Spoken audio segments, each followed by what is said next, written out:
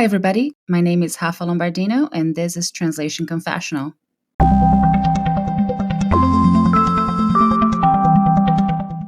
I have to say that this will be probably the first episode for Translation Confessional that will have the explicit tag, and it's really, it needs to have the explicit tag because we're talking about words. Exactly. We're talking about words that as translators, we can't really be, upset about cuss words or anything because we deal with language, we deal with terminology, and that's I think the beauty of it. Neutral Spanish in audiovisual translations. I was really looking forward to the upcoming episodes of Translation Confessional because I have a few conversations that I'm eager to share with you. Today, we'll have part one of a two-part interview with Damian Santilli, audiovisual translator and translation instructor from Argentina. We sat down to talk about his thesis on the dubbed version of the movie Deadpool, and also ended up talking about neutral Spanish in audiovisual translations, regional expressions, accents in Spanish-speaking content, preparing the new generation for shifts in audiovisual translation demands, and a lot more. Let's just say we geeked out on translation, subtitling, dubbing, and language. No wonder Damian's alias on social media is TraduGeek. I hope you enjoy this animated conversation and stay tuned for part two, when we'll go through some specific examples from his Deadpool case study. In the meantime, visit Damian's website for more information on his work and to read all about what he found out during his research once his thesis is published.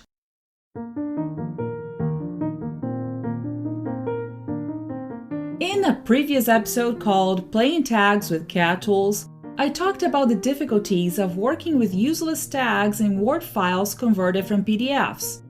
If you want to get rid of these useless tags quickly, I recommend using TransTools. TransTools is a suite of plugins in Microsoft Office that increases translators' productivity. Removing useless tags from Word documents is very easy. Before importing your document into the CAT tool, open it in Word. Run the Document Cleaner tool from the TransTools tab and click a button. Document Cleaner will remove all the useless formatting that causes redundant tags, but it will preserve all the important formatting like bold or text colors. If you wanted to give it a try, go to this webpage. tinyurl.com/tc-transtools. Give TransTools a try and let me know how you like it. So thank you so much, Damian, for accepting this invitation.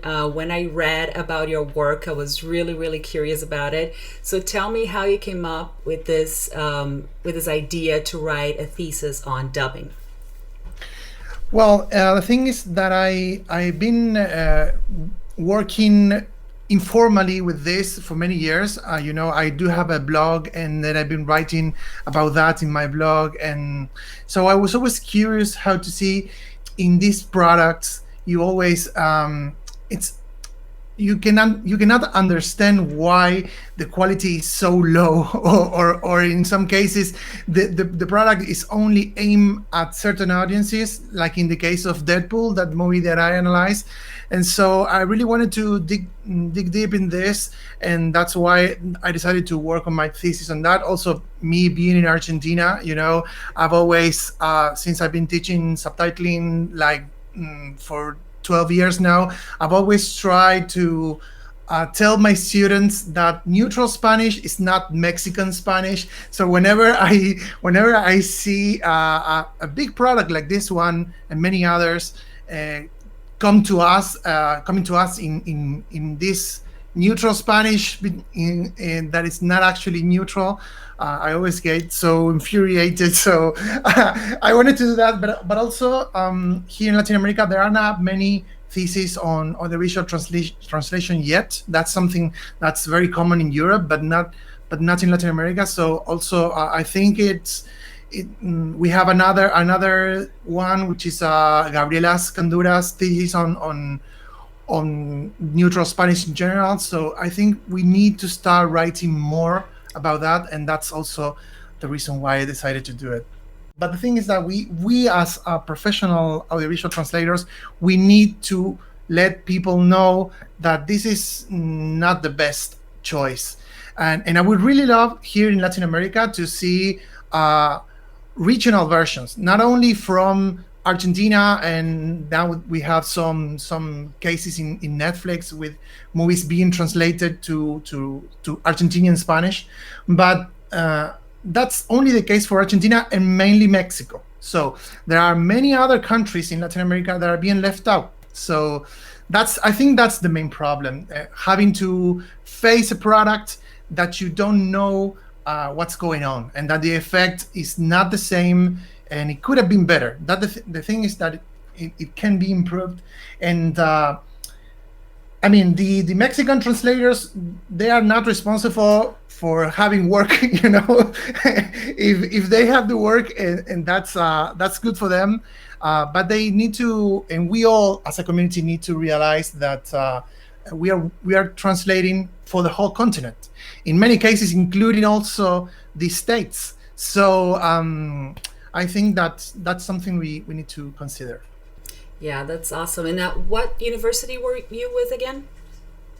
I work now at several universities here in Argentina, mainly University of Buenos Aires and Lenguas Vivas, but also at the Universidad del Museo Ser Argentino, many other universities here.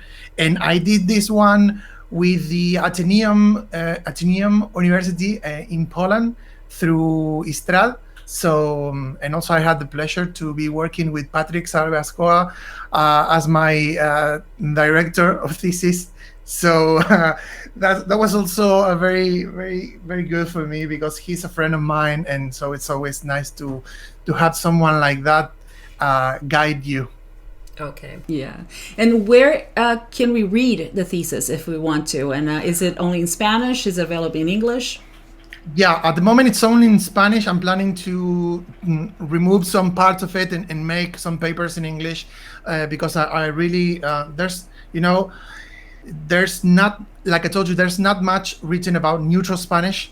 There's not much. The first thesis on this was presented in July, and it's also in Spanish. So I think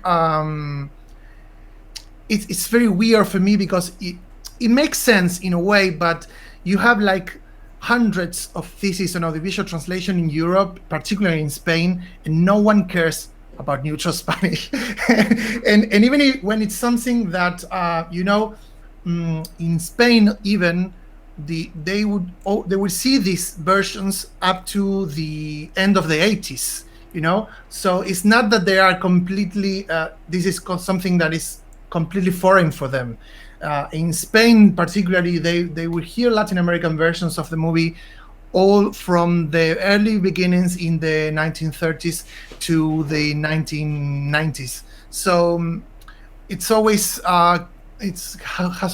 when I first started doing this, diving myself into the academic world, I thought that I was going to find a lot of works on this, because there are many.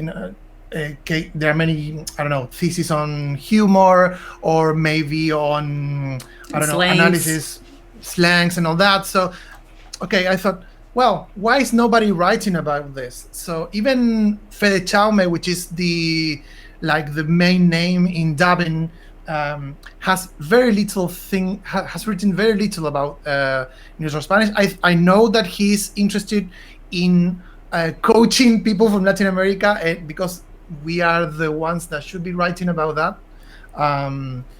But well, that's why I wanted to do that. It's not yet available in Spanish either, because I have yet to get my diploma from the university and have all the things settled. But I will be publishing it in my networks. So, and also I will be offering dissertations in English. I did present it on this at the Languages and the Media a few years ago, but there are not many cases in English. I mostly talk about this here in conferences in Argentina mainly.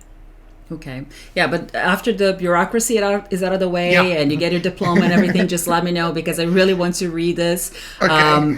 I just love comparing notes, comparing the slangs, the specific wording, some of the word choices and the accents. And it's funny because my Spanish is more from Spain because of my experiences studying Spanish when I was still in Brazil, which is completely crazy when you think Brazil surrounded with so many countries that speak Spanish, and I was learning, Spanish from Spain. But I remember that's weird. It is weird. It is really weird. Well, it's right when Mercosur started, when I was a teenager, and then Spanish classes were popular. So everybody already studied English. They started with Spanish classes at the same language schools. Some teachers were not very qualified because, Brazil and in Spanish, like, oh, we're all, speaking the same language. Anyway, but I had a very good first teacher who was from Spain, and the material was with a Spanish accent. All the tapes that you have to listen, and people watching right now, they're not my age, don't know what tapes are, but but it's crazy. But it was just so entertaining to just jump into it, already having the experience of being an English learner, from for a few years. I just watched a movie that has Spanish actors that speak Spanish from a variety of countries, and involved some changing of accents, because an actor from Mexico was supposed to be playing someone from Puerto Rico, I believe, and then the main actor is from Venezuela, and he's playing a Cuban. And then you have the Wasp Network. I think it's a Netflix movie, and it's about a real case, mainly with Cuba, because of the whole embargo, and then some people coming from Cuba as political, looking for political asylum, and then they were, some people were double agents. So it was really interesting, and especially with Penelope Cruz was playing a Cuban character. So with her being from Spain, I was really curious about it, because I love her to death, but she made this one movie back in the early 2000s where she plays a Brazilian, and I'm still upset about that, because she's awesome, amazing actress, but the looks when she's not talking, yes, she could pass for a Brazilian, but when she would say something that was supposed to be Brazilian, even when she was cussing in the movie, instead of saying merda, she says mierda. And I'm like, that's not what we say in Portuguese in Brazil. So it's like, I just really wanted to watch that movie to just get the whole the story behind how those actors were talking. And one of the main differences there too is that the Venezuelan actor doing a Cuban accent also speaks Russian, so the wife can hear it, because it's spy kind of stuff. And he's speaking to an actor speaking also with a Cuban accent, but he's Brazilian. Is the same actor that played in Narcos, played a Colombian. So it's just so fascinating to see those people, not just the Spanish speakers, trying to speak with a different accent and trying to be convincing in their role as a spy, that they have to be convincing as being from that country. But like in the case of Wagner Moura being Brazilian and having this history of speaking Spanish in Narcos and then in Wasp Network. It's very nice what you were saying about the different voice and characters from different countries, because now we're seeing that services like Netflix are trying to get people from all Latin America to work. I saw recently in a movie made from, this is not an example from Netflix, but also made from Warner, Suicide Squad, where they had this made up country in where they would have different actors from Argentina as well, from Mexico, and so you would never know what country it was. It could be any country. So I think that's something that's it's happening a lot, and that's one of the main reasons why we need to speak up as Argentinians, as Peruvians, Colombian, because I get it that Mexico is a huge country, I even did in my work a comparison with considering the box office numbers from different countries, and in the worst cases for us, Mexico represents around 40% of the box office from Latin America. So that means that we matter. Not only Argentina, of course, because I'm from Argentina, but there are many other interesting countries with lots of people, lots of audiovisual professional, lots of interest in doing a better job. So I think that's one of the main reasons why I wanted to do this. Is because I wanted to say, hey, okay, I get it what you're doing, but listen, we exist as well, so you should think about us. And also I think that that's a way of professionalizing a little bit more the translators from Latin America. We now have people working in Chile and Uruguay. I mean, almost every country in Latin America is doing either subtitling or dubbing. So I think if the neutral Spanish trend is going to continue, and that's something that we are yet to see, we have to work in trying to provide the audiences the best neutral Spanish that we can.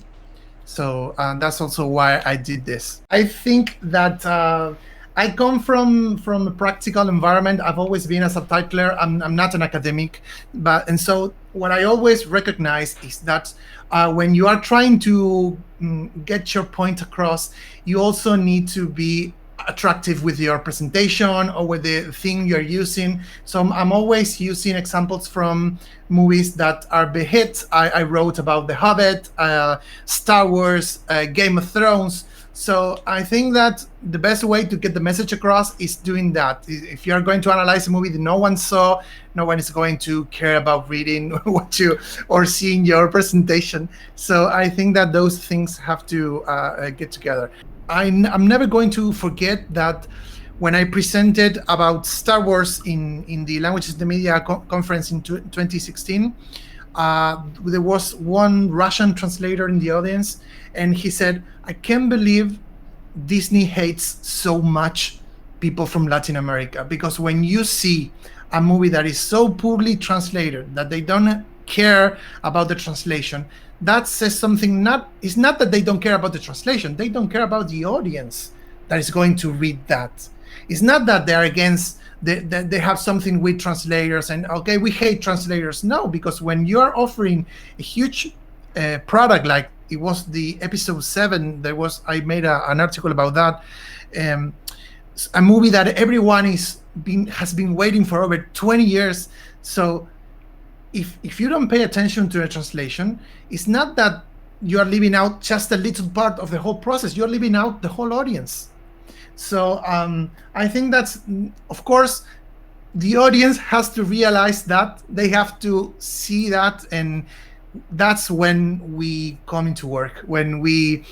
I think that in all my classes, I always say that you constantly have to defend a profession, that you constantly have to let people know what to do, what it entails to do a translation, to work in a project like that. And so I love it how some associations are doing a great work with this, but I think that all of us from all of different places need to be letting the people know what we do matters. So I think that's the main thing that I always try to do with my presentations, with my comments on social networks, and with this thesis as well. But I must say that we also, of course, need to be prepared for that. I think that here in Argentina, we are not yet prepared for that, because what we are seeing is that the different dubbing studios are using what they believe is the possible version for the Argentinian version. But now you can imagine, like in many other countries, there's the Buenos Aires version, and then you have the places from all over the Argentina. So some people call this the not Argentinian Spanish, but Spanish which is specific from the Rio de la Plata. So they're calling it Rio Platense Spanish, because it's mostly from Buenos Aires and Uruguay. So that's something that we need to be prepared for too, because if you're going to have someone from Cordoba or Mendoza or many other big cities here in Argentina deal with the translation, and they are told, okay, let's do this into Argentinian. Okay, but what is and I can assure you that the people insulting in Cordoba is very, very different from here in Buenos Aires. So that's also, we are not prepared for that yet. No one here teaches that at the university or even in workshops or courses. So that, I think that sadly also plays a part with the final product, with the acceptance or not, or rejection of that from the audience. So I think it's a good idea, but we need to be prepared for that as well. Yeah, I completely agree. And I have to say that I've been noticing this trend. I'm not from Argentina, but I've been noticing this trend, and it feels kind of annoying from my perspective. I imagine from someone from Argentina like you, because even the movies that I've been watching in the original Spanish, they always have, you always can spot the bad guy or the bad woman, the villain in the story, because they have an Argentinian accent. And Yeah. mostly it's because they hired Argentinian actors. I can think of two, La Baya, which is a series from Netflix. I believe it was done in one of the stations in Spain and was acquired by Netflix for international release. And the lady that is married to one of the big shots in the government, she is the only one that has an Argentinian accent, the only one that kind of has a non-standard Spanish, Madrid kind of accent, besides the nosy neighbor that has more of, I think, a northern accent, I believe. So those two accents really stand out from the standard. And of course, the Argentinian lady, I don't think I'm giving any spoiler alerts here, because she is the villain in this case. And also, I believe it's a series based on a book. It's a trilogy, 3 movies from Netflix. I believe it's El Guardián del Bosque. I think it's the cop kind of, police investigation, some supernatural things going on. And you have an Argentinian character as well that kind of stands out. And I won't talk much about him because there's more to the character than meets the eye. And it's played by Leonardo Sbaraglia. I think that's how you say his name, right? Yeah. And it's like, that's how it stands out a lot, because everybody else has the Spanish kind of, I believe also kind of northern accent. And then he's the one that, stands out. So I am annoyed by this trend as well. So I'm sympathetic of this with you and all the Argentinian people watching the international shows right now. In that way, we are feeling a bit like the Mexican people now, so we have that in common as well. But the thing is that now we are Netflix is trying to do shows translated into Argentinian Spanish, and they're trying to do something that is very different. It's a very different approach from the one that Disney took, for instance, 15 years ago. There were some movies that Disney decided to dub into Argentinian Spanish, like Cars, The Incredibles. There was the other one. I never get the name right. The one from the mouse in France. Ratatouille. Yeah. So and those movies people hated them here. They didn't want to hear an Argentinian talking in the movie. I think that the problem with that is that they over localized the movie. They even changed the name of the streets or something like that. But now Netflix is translating some movies and some series that are not big hits, There are something that are is for the latest case is Midnight Mass, which is a miniseries here, and it's a horror miniseries and it doesn't have many regional things. So even though it's translated into Argentinian Spanish, you cannot even tell that that's the case. I mean, they're using the voceo, the boss, instead of the two. That is one of the big alarms there. But it's nothing like Deadpool or something like that. So they don't have like many insults and something like that. But they're doing that. They just premiered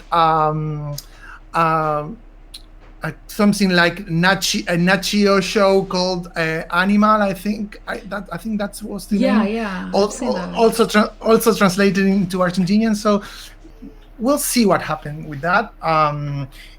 But it's not something like they did in the past, like Disney did in the past. Like, okay, this big movie is going to be translated into Argentinian and Spanish, and we are going to have like these big names from Argentina playing these characters and all that. No, they're doing it silently. So maybe that's something that in the near future, can change. And so that in that way, the industry here is going to grow, because we're going to be doing something that is new for us. We never did that. There were some channels here that asked you to translate into Argentinian Spanish, some local networks, but we never had like Spanish movies in the cinemas or in these services. So that's something of a trend now, and I hope that it sticks. Let's see what the audience think about that. And I would like to see that in other countries as well. And like in Colombia, Venezuela, Chile, those countries that have a long tradition, some of them doing the work, need to be recognized and have their own versions. I think if Spain does have their own versions, why can't we have our own versions? So yeah, I do agree. And I think about comparing to Portuguese, that we have just the dichotomy of Brazil and Portugal, and the African countries that kind of left aside, like they don't exist. They all consume the Portuguese from Portugal. The Portuguese version. Okay. Yeah. And just imagining so many more countries that speak Spanish, and you can achieve something neutral when it's something more standard and official, and like I said, Midnight Mass has a lot of Bible passages, a lot of religion into it, which is kind of standard for most countries. But when you come to something more specific, something that is slangy, something that is very regional, it must be a nightmare. And I can understand how the production companies are trying to save money as well, to not have so many different versions. With subtitling, you can do a little better, because you can just hire one person or one team to take care of it. But imagine just the costs, the overhead costs and expenses with dubbing everything for each particular market. But still, if you don't do a good job, the audience just will be turned off to that. So But they're doing it with marketing. Here, if you go walking around the streets, you're going to see posters from the latest Netflix movie with some taglines which are specific to Argentina. For instance, we now have the new Ryan Reynolds movie coming with. I think it's Red something called, I don't know what the name is, with The Rock, and so they are printing and putting all over the city these huge signs with specific taglines. We're not going to have on Sunday we have elections here in Argentina, and so there's this whole idea that all the different political parties are stealing our money and all that. So they're using that, which I thought it was genius. They're using that like they're using the word chorros, which is like a very very local word to refer to that. And so, can you make out how much money they are spending to do that? And I can assure you that a subtitle and a dub version of a movie is far less expensive than whatever, even the printing cost of the signs. So I get it what you're saying. I mean, of course, the subtitle, at least the subtitle version, it's like very cheap for them, so they can actually do it.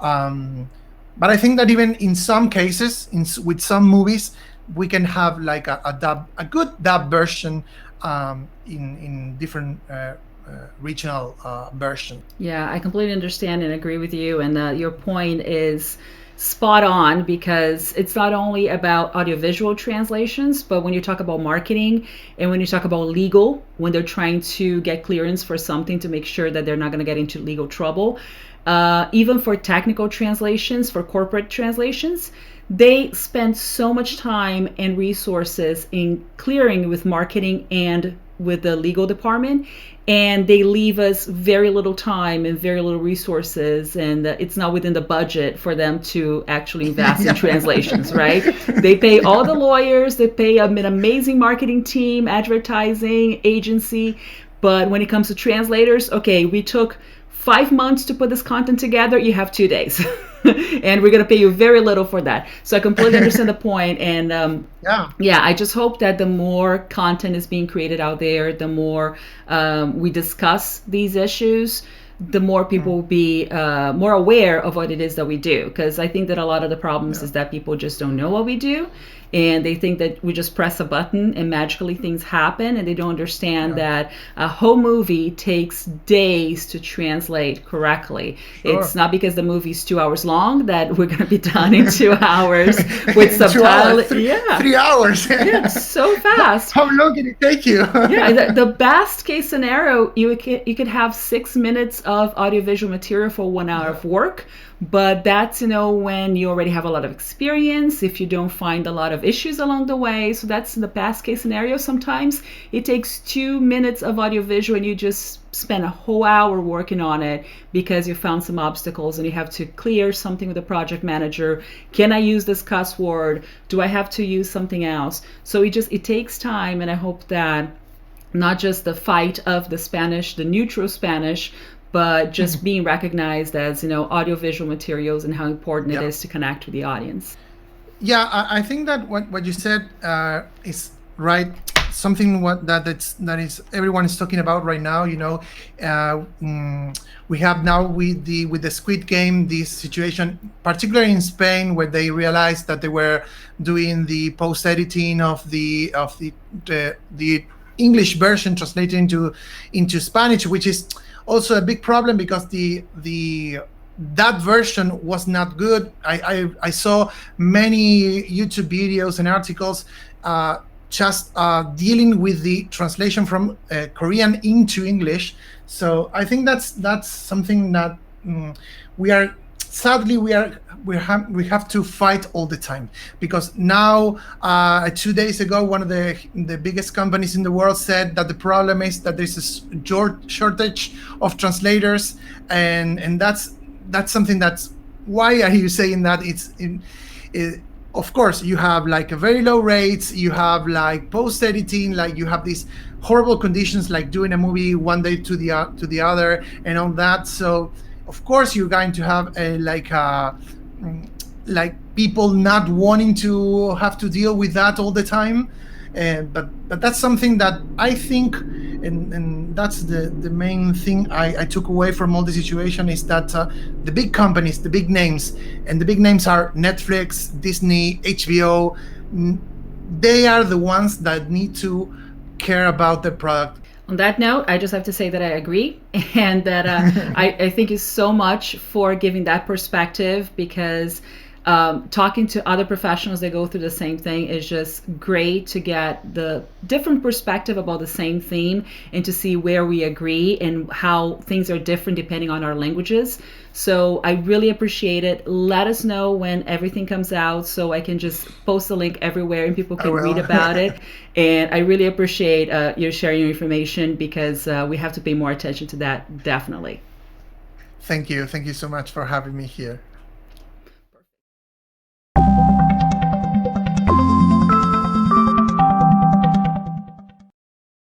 Send me an email at rlombardino@wordawareness.com or leave a voice message on my Anchor page.